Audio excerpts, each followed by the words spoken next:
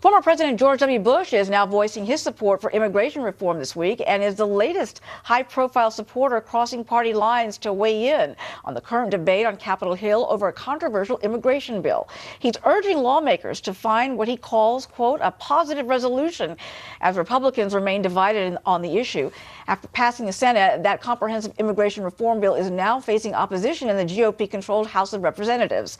Senator David Vitter is voted against the plan, and he's joining us now. Welcome, sir. Great to have you here. Thank you, Emma. Great to be with you.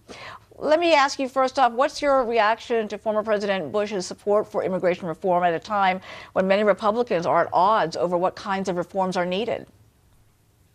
Well, I'm not surprised. Of course, he supported a similar plan in 2007, which I helped defeat on the Senate floor, so it's not surprising in any way. You know, the House is drafting up, as you know, its own bill, which will contain a pathway to citizenship for undocumented immigrants. That's what we're hearing. This aspect of the bill is something that you were very concerned about in the Senate version, since you saw this as amnesty. Do you predict an uphill battle in the House? Well, I think what the House is looking at is several bills, and that's a big, big difference, a step-by-step approach so that we do enforcement first. Don't just promise it again, but do it, verify it, see it, feel it, validate it, verify it, trust but verify. So that is a very, very different approach. I'm still looking to see the details of the House bills, but certainly broad brush, I like that very different approach.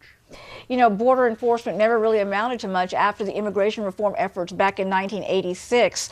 What measures need to be in place that would satisfy Republican lawmakers like yourself who are calling for tighter border security?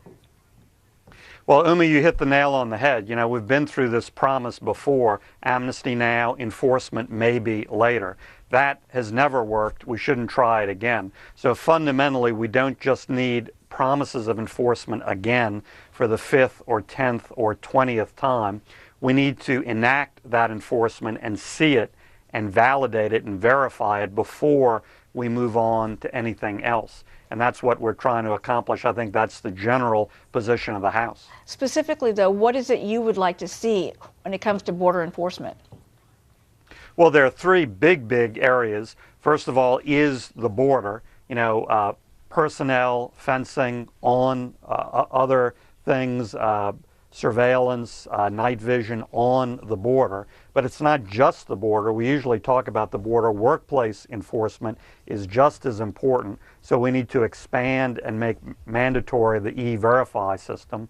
And then also something that's often lost in the discussion, very, very important, a system of checking entry and exits with regard to visas.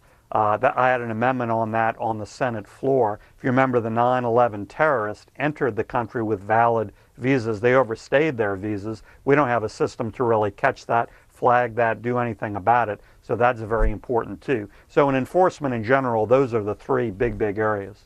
Well, the stakes remain very high, Senator, and I know you're keeping close tabs on the developments in the House, and we shall as well. So thank you so much for joining us today. Thanks, Emma, very much.